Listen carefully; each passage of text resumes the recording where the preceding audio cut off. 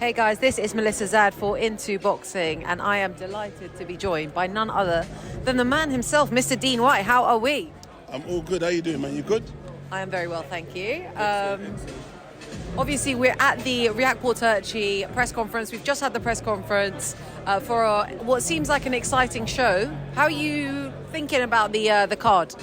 It's a good card, man. There's some good fights. You got Chelli versus Brown. That's a very, very good fight. It's probably an underrated fight. I think, Chelli always comes and brings the thunder and the pain. But, Jermaine's got the belt. He's the champion. So, hopefully that champion's mindset and that spirit will be shown on Saturday night.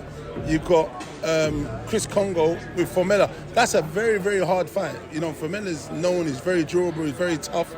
So, that's going to be a great fight as well. And then you've got to have Richard versus Turchi. I don't know anything about that guy. He looks tough. He looks menacing. But when Richard Riakporhe's right hand hits him on the chin, let's see how menacing, if that stays in there.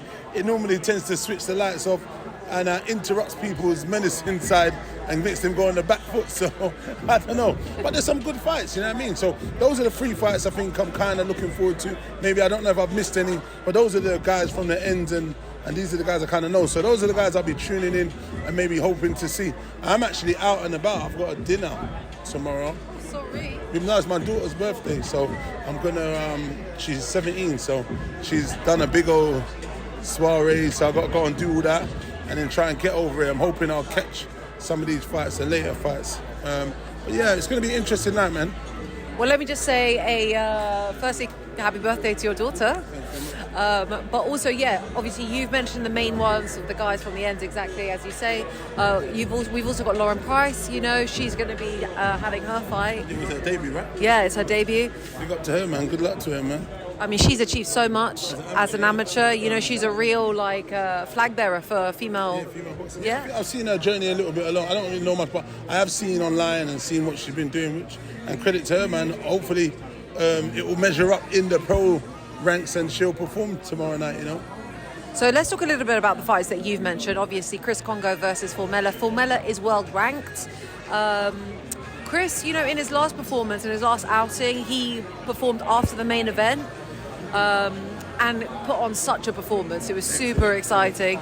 What do you feel like is the things that he needs to look out for, the things that he needs to work on in this fight? I think for Chris, what the thing for him, he needs activity, and now he's got that. He's got the back in the sky, and he's got that activity. Chris has always been a talent, just never had the back in the promoter. Now he's got that. That guy was hard and very durable. That guy anyway, you know what I mean. So we can't look too much into that.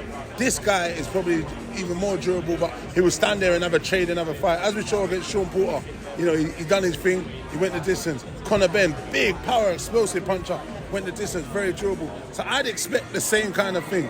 But at the same time, you never know. Sometimes styles make fights. He could place a very good body shot and, get a stoppage or whatnot. We don't know, but I expect it to go there, Formella, his manager is my friend Errol from Germany. He'll be over tomorrow.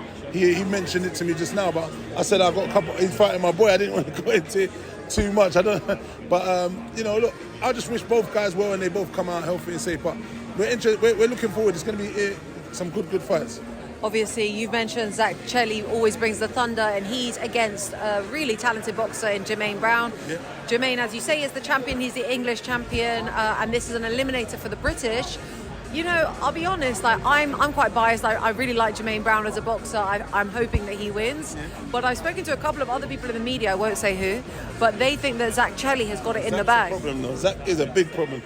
He's got experience and he's dangerous, and he's a big problem.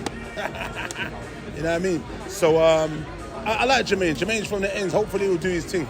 And we just get a good fight and both guys are all right, you know what I mean? Okay, let's talk a little bit about boxing that's going on the world stage. We just saw Haney defeat Kambosas to unify the lightweight division. And he just really effectively used the jab in order to execute that. Jab is the key. Jab, distance control, good defense, knows how to hold.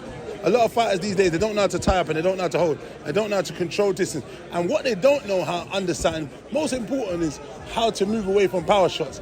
I don't know what people train them.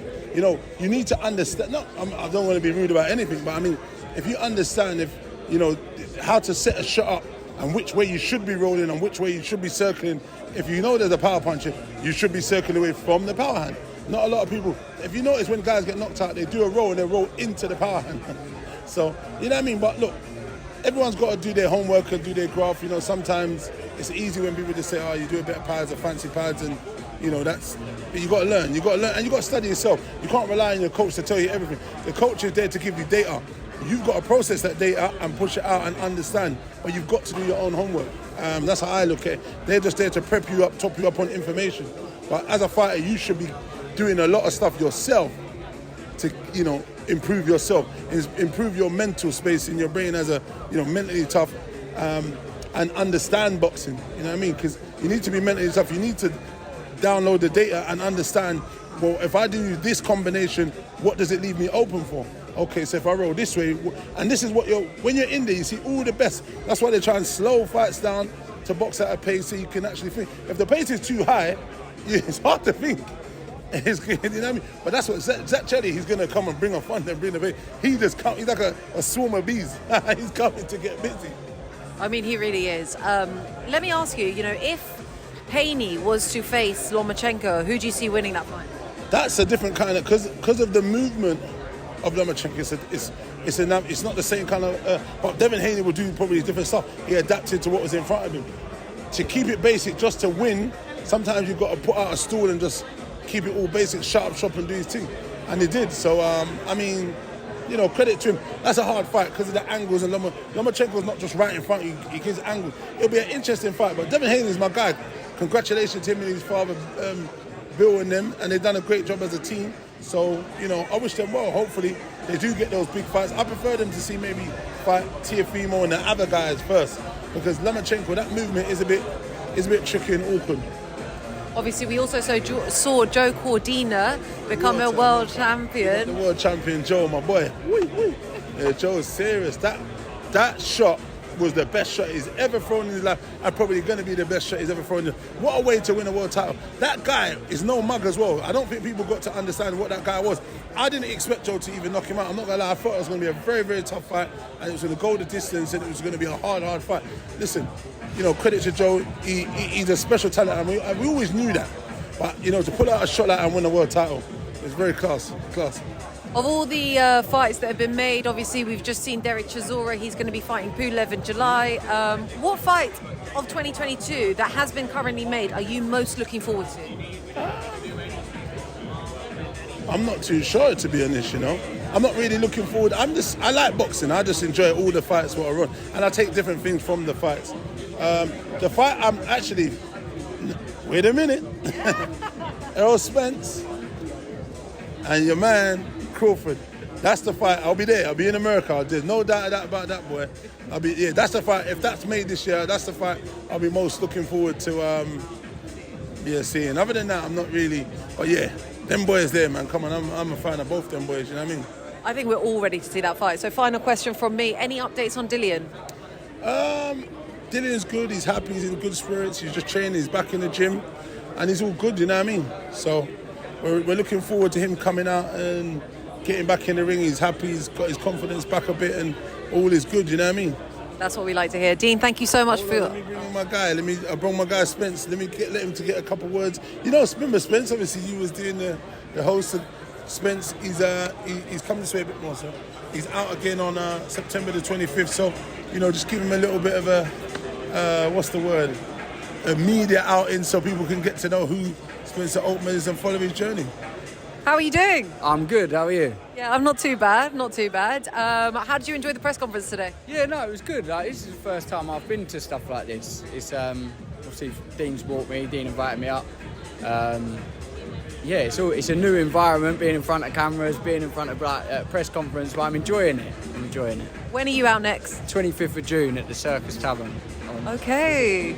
Your show there with Victor Smith. It's a joint show with Victor Smith, so yeah, it's not the usual black box glitz and glans, but we're active. We just want the boys active, so I'm going to get them out as much as I can, and hopefully by the end of the year we'll have had him out about 3 or 4 times. So You know, we'll move them on fast, so next year we can pick up the pace, get them into 6 rounds and look for some titles. But hopefully he'll go out, he'll learn, he'll be smarter than he was in the first fight. You always learn and progress and grow and become seasoned, and that's what we want. Activity is key. He didn't have a great amateur career, so it wasn't even say great. He just had 1 amateur fight, so it's not even a career. Just, you know what I mean? So he's learning on the job. So he's learning in sparring, he's learning in the gym, and he's got to learn on the job in the fights. Do you know what? It's absolutely, like, there's been loads of boxers who've done the same thing. Obviously, Hannah Ranking, she had 1 white collar before she turned pro. Anthony Yard kind of learnt on the job. How did you find your last outing? Do you know what? It was a weird one, because I thought, leading up to it, I trained so hard. I thought it was my pro debut. I did a 10-week camp for a 4-round fight. Do you know what I mean? I was training so hard, and then I was thinking, I'm going to be really nervous for it. I knew I was going to be nervous. I got to the fight, and I wasn't nervous, and I enjoyed every single minute of it. Like, from getting to the venue, the weigh-in, hearing the venue fill up, seeing all my fans around in my t-shirts, everything. I just thoroughly enjoyed it. Yeah. That's what you want, really, for your first outing, you know? Like, just as long as you enjoyed it, you soaked up the experience, and many more to come. Yeah, exactly. Plus, that's why we box as well. That's why we fight.